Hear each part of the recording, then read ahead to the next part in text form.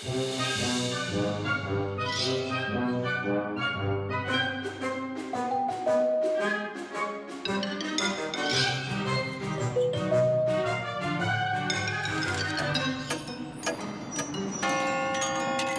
contes fantastiques de Macha. Je vais vous raconter une histoire terrifiante. C'est l'histoire de Liuzia, qui était superstitieuse et croyait aux signes.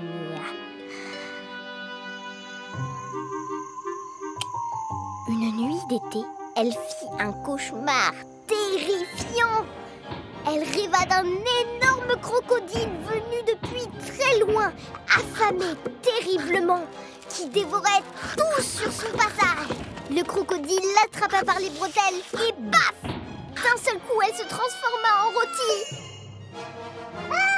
Liuzia se réveilla en sueur.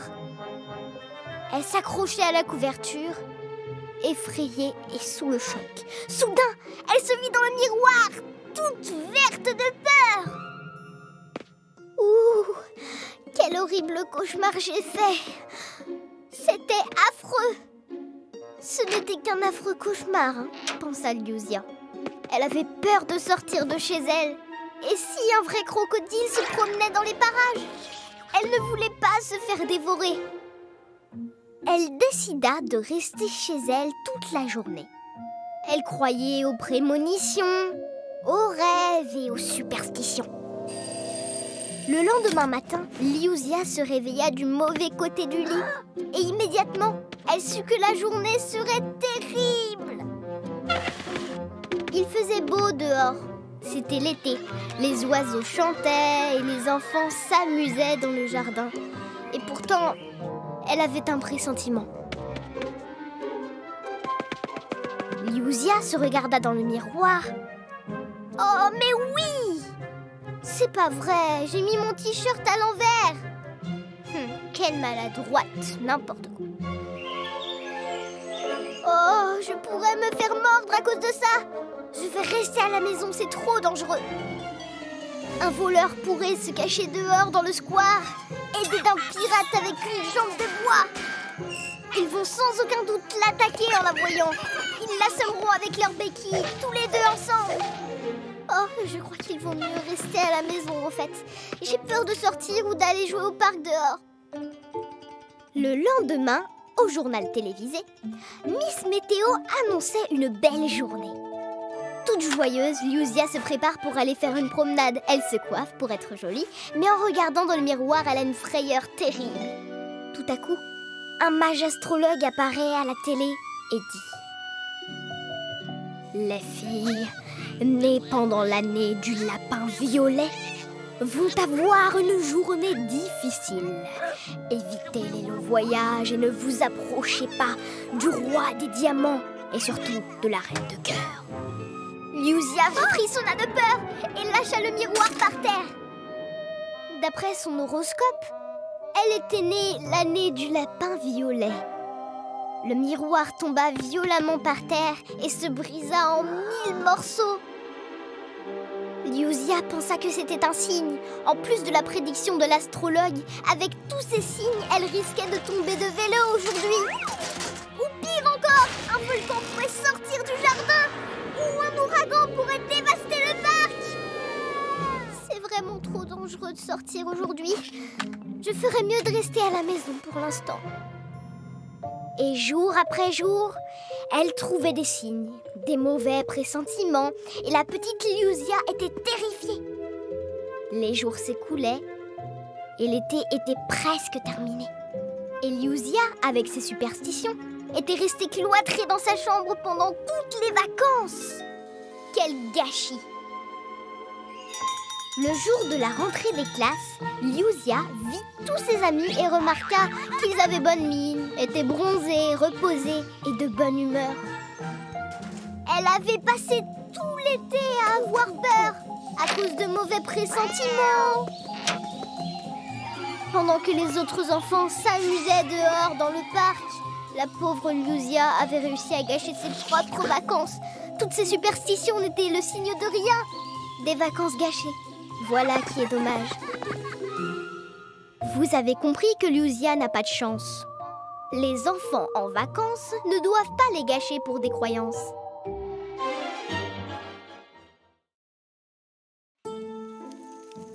Il était une fois un garçon nommé Pacha qui avait peur de tous les méchants des contes. Parfois, après avoir lu une histoire, il s'imaginait des choses incroyables. Alors, il avait peur et il faisait peur aux autres enfants avec des personnages effrayants. Maintenant, écoutez attentivement la terrible histoire qui lui est arrivée. Par une belle soirée d'été, la classe 4B allait camper. Ils ont trouvé le lieu, planté des tentes, se sont réunis autour du feu quand Pacha dit: on ne devrait pas rester ici. Dans cette forêt, Baba Yaga vit pas loin, c'est sûr. Vous verrez, elle va venir, j'en suis convaincue. Elle va mettre quelqu'un dans sa spatule pour le faire cuire dans son four. Bien sûr, personne ne le croyait. Et le lendemain, horrible! Mais qui c'est? Pacha s'était tellement fait piquer par les moustiques qu'il était méconnaissable. Regardez-moi, dit Pacha. C'est Baba Yaga qui a dit aux moustiques de venir boire tout mon sang. Bien sûr, tout le monde se moqua de lui et une fille, Sveta, lui donna de l'anti-moustique. Le soir venu, Pacha aspergea sa tente d'anti-moustique et dit: vous verrez tous, Baba Yaga va venir cette nuit et j'en suis convaincue. Elle va nous dévorer et s'amusera avec nos os ensuite. Et en effet, cette nuit-là, ce fut vraiment horrible. Il y eut du tonnerre et des éclairs terrifiants. Et le lendemain, les bottes de Pacha étaient pleines d'eau. Je suis certain que Baba Yaga a provoqué la pluie, criait Pacha en vidant ses bottes. Bien sûr, tout le monde se moqua de lui. Il n'aurait pas dû laisser ses bottes dehors. Un garçon nommé Dima lui prêta des chaussures sèches. Le groupe se rendit dans les bois pour cueillir des framboises et Pacha dit: je ne viens pas avec vous, car dans cette forêt sombre vit Baba Yaga dans une cabane avec des pattes de poulet. Tout autour, la barrière est faite avec des skis de skieurs disparus et dessus, il y a des paniers de randonneurs perdus. Et alors, tout le monde se moqua de lui. Une fille nommée Tania lui donna une casserole et de l'avoine. Alors fais du porridge, lui dit-elle. Nous en mangerons avec des framboises en revenant. Quand le groupe revint de la forêt avec les framboises, Pacha s'était endormi. Le porridge avait brûlé et les flammes s'étendaient, brûlant au passage l'herbe sèche en direction des tentes. Les enfants ont piétiné le feu et un des garçons réveilla Pacha et lui dit: pourquoi tu n'as pas surveillé le porridge sur le feu?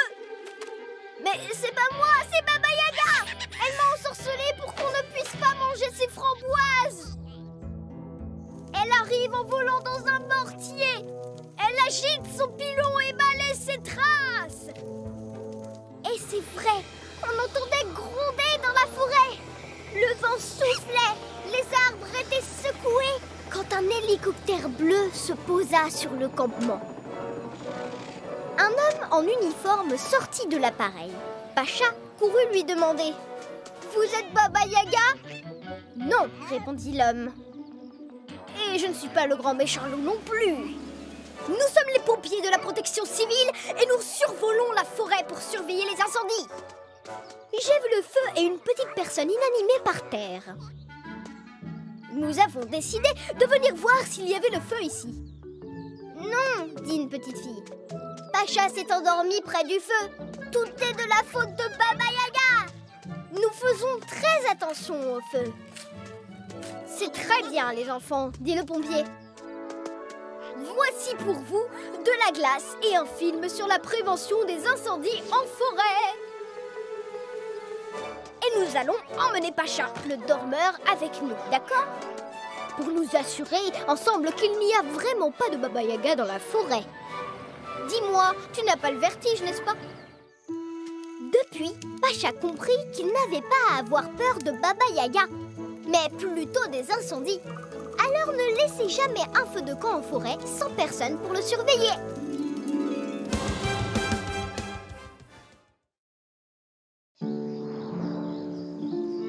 Tous les enfants aiment bien raconter des histoires qui font peur. Eh bien, moi aussi. Mais toutes ces histoires sont, comment dire, généralement fausses. Aujourd'hui, voici une histoire terrible et malheureusement véritable. L'histoire d'un garçon qui avait peur d'être si petit. Allons-y. Il était une fois dans un royaume très très lointain, un tout petit prince. Non, pas encore un conte de fées.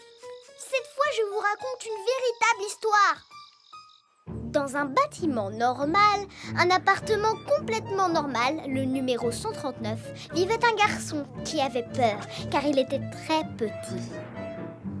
S'il avait été grand, il n'aurait eu peur de rien au monde parce que les grands garçons sont déjà presque des hommes. Et les hommes n'ont peur de rien. Ou alors des femmes peut-être. Mais quand on est si petit, tout autour est énorme et effrayant. Par exemple, il avait vraiment très peur que sa maman le mette dans la baignoire et oublie d'arrêter l'eau. L'eau pourrait monter, monter encore, jusqu'à devenir un océan gigantesque, les vagues déferlant et grossissant dans la tempête. Le garçon tentait de nager, mais il ne pouvait pas sortir. Il finit par s'échouer sur une île déserte, perdue. Alors, il criait et criait pour que les bateaux au loin le voient. Mais il était si petit que même avec la longue vue, on ne le trouvait pas. Et malheureusement, les capitaines n'ont pas de microscope. Ce garçon avait aussi peur d'aller se promener et, dans un moment de distraction, de marcher sur une flaque de goudron collant. Tout le monde sait bien que le goudron est le pire ennemi des petits garçons. Alors que quand on est grand, il suffit de sortir le pied et de continuer à marcher. Mais les petits garçons ne sont pas assez forts pour ça, ou pour laisser leurs chaussures. Car maman serre trop fort les lacets pour ça. Et si un énorme camion arrivait? Il avait aussi peur de prendre l'ascenseur tout seul, parce qu'il n'arrivait pas jusqu'au bouton de son étage. Il n'arrivait que jusqu'au 2e étage, alors il monterait à pied. Ces escaliers sont très longs et il vivait au dernier étage. Ça prendrait une éternité d'arriver là, peut-être même plus d'1 an. Le temps d'arriver en haut, il serait déjà vieux. Et s'il tombait malade, un mal de gorge? Et la seule chose pour le calmer serait de la confiture de fraises. Il irait dans la cuisine, essaierait d'ouvrir le réfrigérateur, mais la porte serait bien trop lourde et il n'aurait qu'à attendre assis par terre. Et il s'évanouirait certainement avant d'avoir une petite cuillère de confiture. Ou même pire encore, il pourrait ouvrir la porte, mais le pot de confiture tomberait par terre.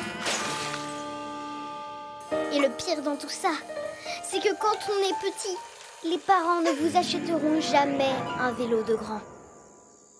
Imaginez juste une minute devoir rouler en tricycle jusqu'à votre mariage. En fin de compte, c'était très effrayant d'être aussi petit. Jusqu'à ce jour spécial où il vit un petit chaton dans le parc. Il était vraiment minuscule.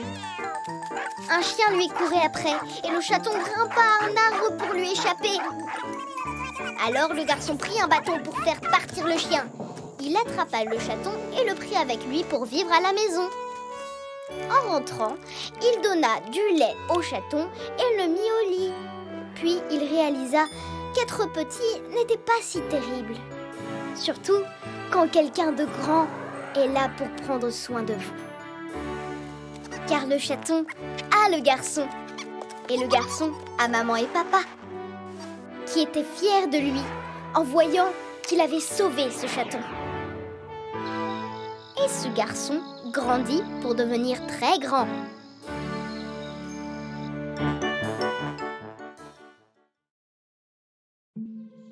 Je vais vous raconter une histoire vraiment très effrayante. Écoutez. Cette petite fille avait peur de tous les animaux, mais vraiment tous. Mais pas tout le temps, juste quand elle les observait. Par une nuit noire et glacée, une petite fille ouvrit la porte de sa maison et soudain, le soleil se leva. Et la petite fille décida d'aller se promener. Soudain, elle vit devant elle le plus gros et le plus féroce de tous les animaux. Une souris. La fillette eut peur et se mit à hurler très fort. Mais cela ne fit ni chaud ni froid à la bête féroce, la souris. Mais que faire? Rien du tout. À part grimper à un arbre. La souris, au pied de l'arbre, ouvrit sa petite bouche et avec ses dents gigantesques se mit à rire de façon terrifiante. C'est très rare de voir une souris qui rit. Quand les gens ont peur, les souris le voient et elles rient aux éclats. Et un tel spectacle est vraiment effroyable. Alors, cela devint encore pire. Tout à coup, surgit de nulle part l'ombre d'un animal effrayant apparut. Un petit chaton prédateur. Mais alors, si ce terrible chaton peut dévorer cette bête féroce, la souris, il ne fera qu'une bouchée d'une petite fille comme moi, c'est certain. La bête féroce, la souris, se mit à couiner de terreur et elle grimpa à l'arbre. La fillette escalada un peu plus haut et le chat, au pied de l'arbre, regarda vers elle et rit d'une voix terrible. Une chose incroyable se produisit alors. Le monstre le plus effrayant arriva. Le chien terriblement méchant. Un caniche blanc. Le chat grimpa à l'arbre pour lui échapper. La souris monta un peu plus et la fillette monta encore plus haut. Le caniche se mit à rire si méchamment que tout le monde eut la chair de poule. Mais le chien ne rit pas longtemps, car un lion arriva. En fait, les chiens ne savent pas grimper aux arbres. Mais quand un lion apparaît, ils apprennent vite. Le chien grimpa pour lui échapper. Le chat grimpa plus loin du chien. La souris grimpa loin du chat. Et la fillette monta plus haut terrorisée. Alors le lion éclata de rire. Le lion est le roi de la jungle. Mais il y a de plus gros animaux qui sont plus forts et qui font encore plus peur. Un éléphant arriva. Et l'éléphant se mit à rire. Et quand un éléphant se met à rire comme ça, c'est fou. Et cela fait vraiment froid dans le dos. C'est absolument terrorisant. Le lion grimpa à l'arbre pour lui échapper. Le chien grimpa plus haut. Puis le chat, puis la souris. Et la fillette atteint la cime de l'arbre. La fillette monta et se dit: mais pourquoi tout le zoo me poursuit? Alors qu'elle pensait qu'elle ne s'en sortirait jamais, elle arriva au sommet de l'arbre. Et elle serait tombée de l'arbre. Mais ce jour-là, l'association de la protection des droits des animaux avait lâché des ballons pour le jour des droits des animaux. Par chance, la fillette attrapa un ballon. Mais pas la souris. Elle tomba pile sur la trompe de l'éléphant. Et il se trouve que les éléphants, malgré leur grande taille, ont aussi peur d'autres animaux. Et les grands éléphants ont peur des petites souris, tout comme les petites filles. Et le cycle de la vie reprit son cours encore une fois. Les animaux oublièrent la fillette, comme si elle n'avait jamais été là, trop occupés à se courir les uns après les autres. La fillette regarda les animaux et pensa au fond d'elle: mais pourquoi avais-je peur d'eux? C'est alors qu'arriva son papa. Son papa adorait les animaux. Alors il remit un peu d'ordre dans tout ce désordre. Mes amis, écoutez-moi bien. Il faut aimer les animaux et les protéger. Et ne vous laissez pas effrayer. Et si jamais vous avez peur quand même, demandez de l'aide à une grande personne. Par exemple, votre papa. Parce que monter dans les bras de papa, c'est mieux et moins risqué que de grimper aux arbres.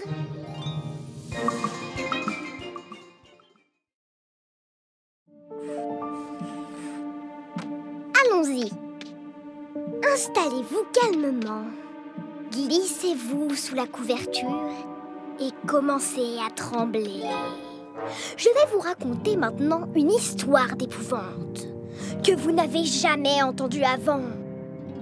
C'est l'histoire d'un tout petit garçon qui a été envoyé dans une nouvelle école. Son ancienne école était bien, mais elle avait fermé pour des travaux. Seriosa a donc été envoyé dans une autre école. Alors, il y alla pour la première fois. En marchant, il se demandait « Comment va être cette école ?» Sûrement que tout est différent. Ça fait peur.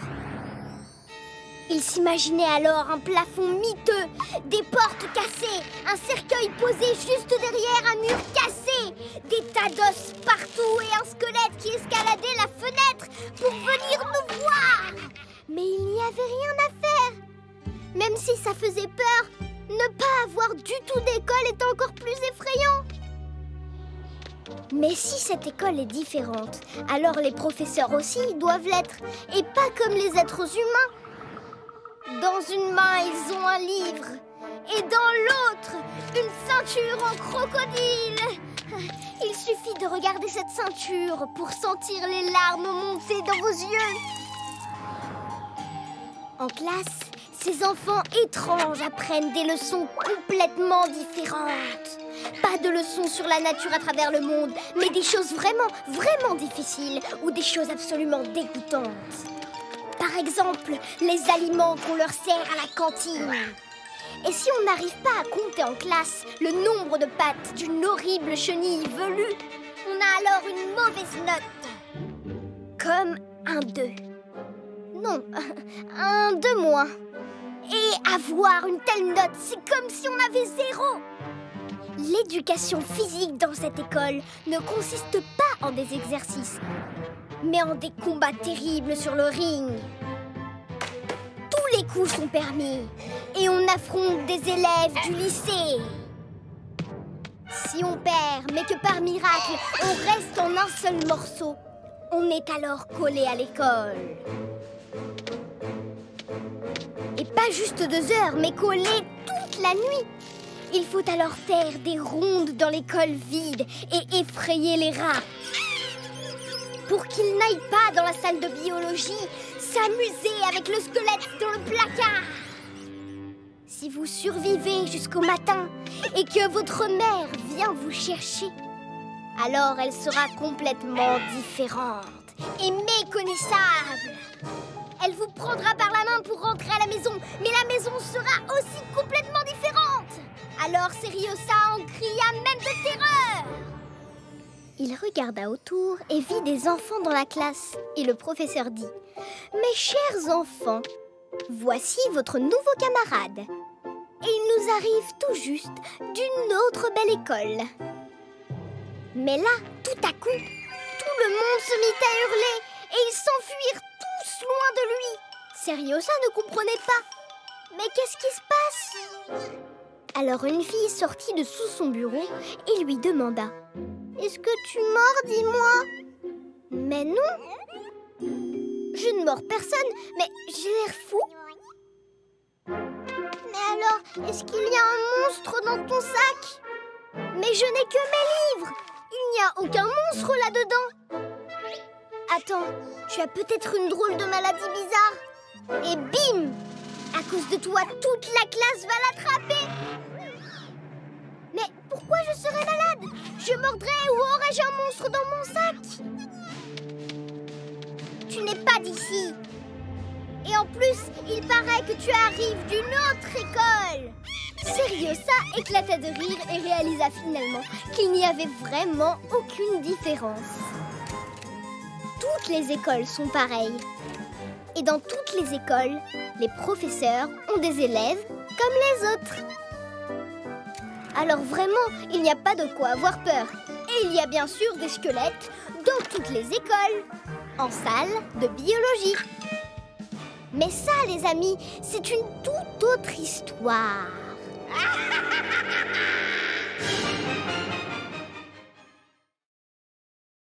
Oh, les amis, vous pensez savoir toujours tout sur tout.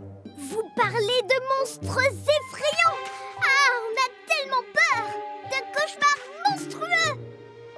Et personne n'en a jamais vu en chair et en os. Sauf une personne, un petit garçon.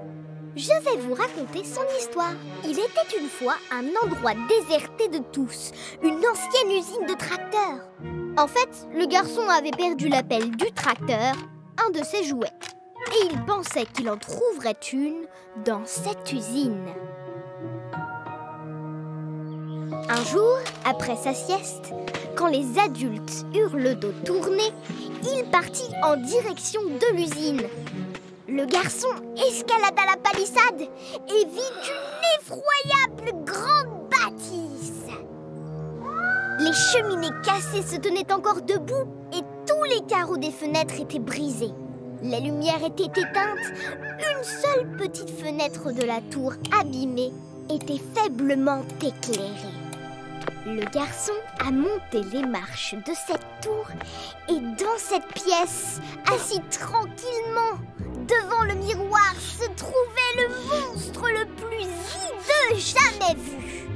Il était couvert de fourrure, il se regardait et se mit du rouge à lèvres avec un rouleau à peinture. Il n'y a qu'un seul mot pour le décrire.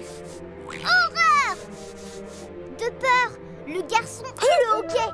Cela fit un bruit si fort que le monstre sursauta d'un coup et fit tomber le rouleau dans sa gueule.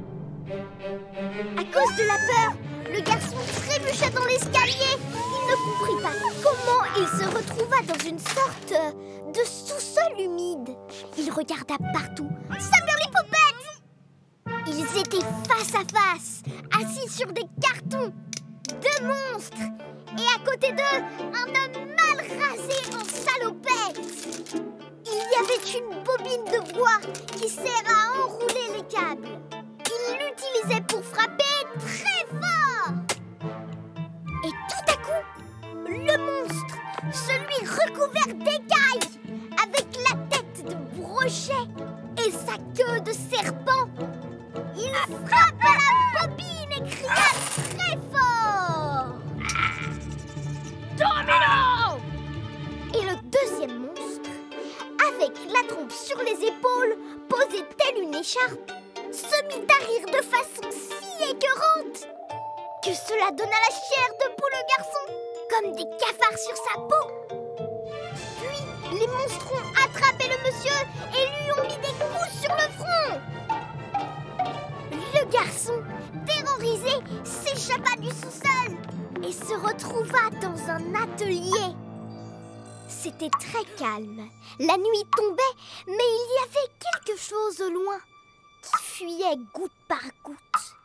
Et puis, tout à coup, tout au fond de l'atelier, il vit un trône orné de crânes et d'os. Un roi était assis sur le trône. Il se trouvait dans une carapace. Il avait même un sabre laser. Il remarqua le garçon et de colère, son hideuse tête verte convulsa. Tout à coup, les lumières s'allumèrent. Puis il entendit une toute petite voix crier « Stop, stop, stop, stop ! Pourquoi y a-t-il un enfant qui est apparu devant la caméra ? Marie-Anna, je te le demande !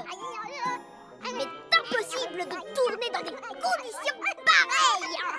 Faites une pause !» Une plateforme avec une caméra dessus descendit. Le roi sur le trône jeta son sabre laser dans un coin. Encore une pause! On a déjà fait 150 prises! En fait, ils étaient en train de tourner un film. Le garçon le comprit une fois que l'homme mal rasé l'eut raccompagné au portail. Tous les monstres étaient en fait des acteurs. Ils n'étaient pas réels. C'était comme jouer à un jeu.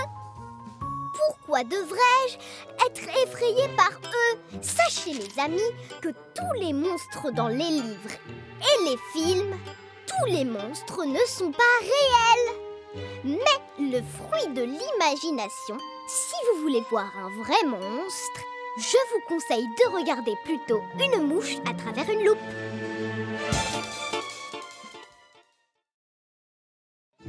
Ouh, je vais vraiment vous terrifier aujourd'hui. C'est l'histoire effrayante d'un petit garçon qui avait vraiment peur. Très très peur. Écoutez-moi bien, je vais vous dire de quoi ce garçon avait peur. Bien plus que tout au monde. Une nuit très obscure dans sa chambre, Philia regardait un dessin animé effrayant à la télévision. Qu'est-ce que je m'ennuie? Philia soupirait en mangeant un gâteau avec du chocolat chaud. Quand soudain, au moment le plus angoissant du film, la porte de sa chambre se mit à grincer. Philia se retourna et vit alors, debout dans l'embrasure de la porte, ses parents. Oh, soupira Philia. Comment vous pouvez faire peur à votre fils alors qu'il avale un gâteau? Mais n'aie pas peur, nous avons une très bonne nouvelle, lui dirent ses parents. Bientôt tu ne seras plus du tout seul ici. Bientôt tu vas peut-être avoir... Philia monta sur sa chaise de joie.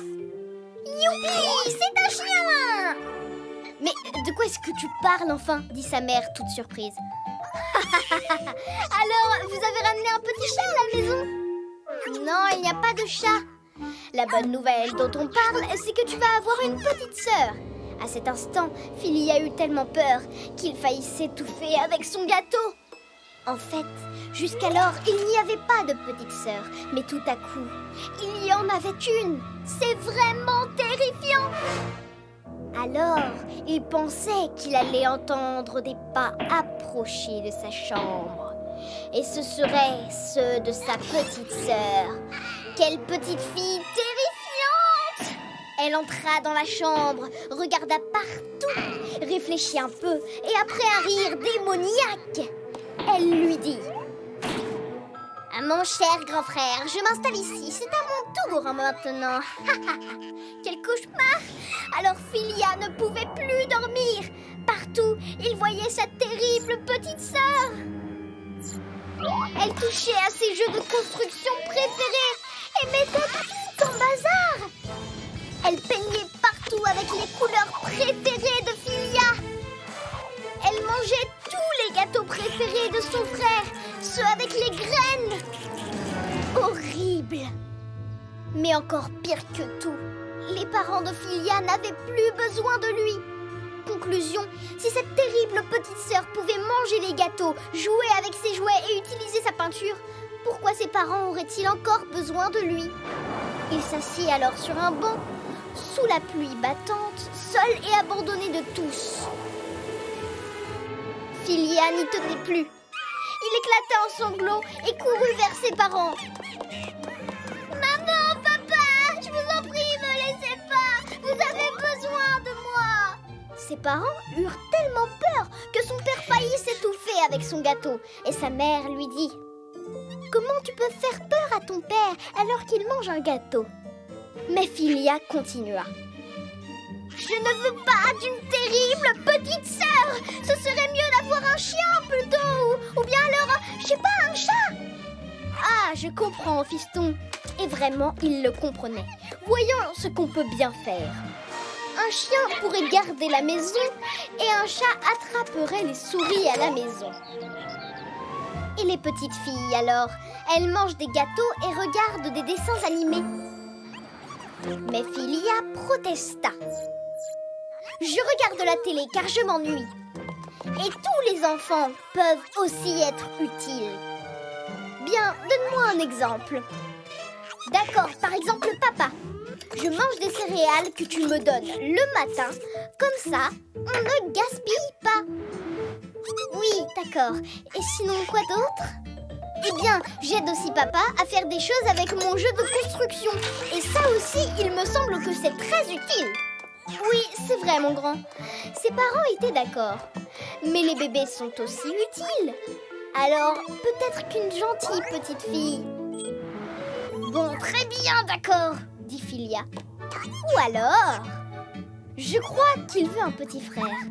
Un frère? Alors Philia n'eut plus peur du tout. Très bien, on aura un petit frère alors. Les frères, c'est beaucoup plus amusant. On ne s'ennuie pas quand on joue avec son frère. Ouais.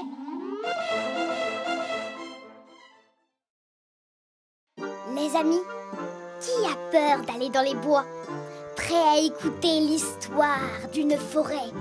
Un marécage, des ravins et des crevasses? Alors écoutez cette histoire. Dans une vieille maison, près d'une vieille forêt, vivait un homme nommé Senya.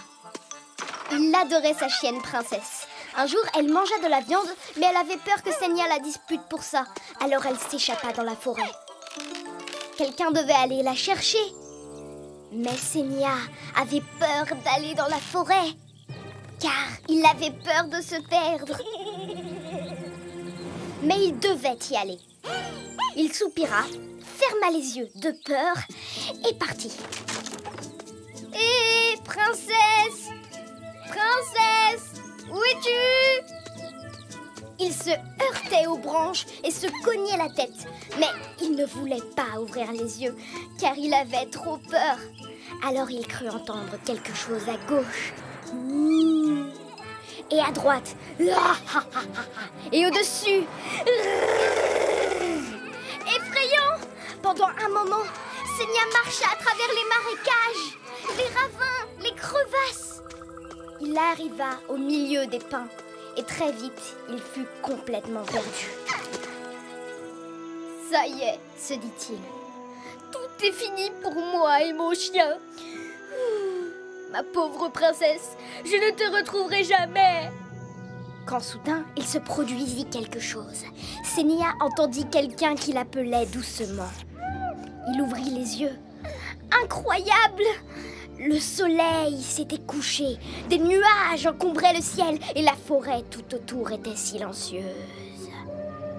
Puis, une voix. Tourne-toi et regarde-moi en tournant le dos à la forêt. Senya fut glacé de peur. Il se retourna tout doucement pour regarder.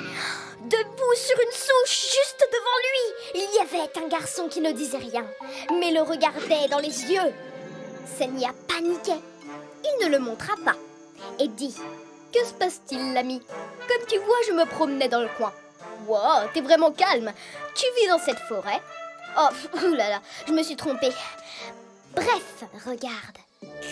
Le mystérieux garçon crachait des graines, regardait Senya et il lui dit: Un roi, un prince, un cordonnier ou un tailleur? Qui donc êtes-vous, monsieur? Dites-le-moi sans attendre. Ne faites pas attendre ainsi les gens honnêtes, monsieur. Alors, Senya lui raconta tout sur Princesse, qu'elle s'était sauvée et comment il s'était perdu dans les bois. Je suis Makar, le vacher, répondit le garçon. Vous avez marché très loin. Même mes veaux ne vont pas aussi loin. Aide-moi, Makar, aide-moi à retrouver mon chemin, le supplia Senya. Quand j'étais à l'école, je ne faisais pas mes devoirs de science et je ne sais même pas reconnaître les points cardinaux ou utiliser une boussole. Alors j'ai peur d'aller dans les bois. Makar soupira. Je le savais! Il y en a beaucoup des ramasseurs de champignons comme vous qui se perdent tout le temps. Mais je vais vous aider. Je vous aime bien. Et ils partirent en marchant tranquillement dans les bois. Alors qu'ils marchaient, ils regardaient Senya, lui montrant le chemin à suivre et en hochant doucement la tête. L'atmosphère devenait pesante. La forêt était plus dense. C'était effrayant. Tout à coup, apparut une lumière devant eux. 2 et même 3. Alors, quand Senya leva la tête, eh bien, il reconnut enfin son beau village au loin. « Merci beaucoup, Makar !» dit Senya au petit garçon pour le remercier de son aide. Oh, mais le gardien de vache avait disparu, comme s'il n'avait jamais été là. Confus, Sénia rentra dans sa vieille maison. Oh, Princesse était déjà assise devant la porte en remuant la queue. Princesse n'était pas perdue du tout. Elle avait vite retrouvé la maison, car elle avait un bon sens de l'orientation. Chez tous les chiens, c'est inné, mais les enfants, bien sûr, eux, doivent l'apprendre. Et ils n'auront plus peur de marcher dans la forêt.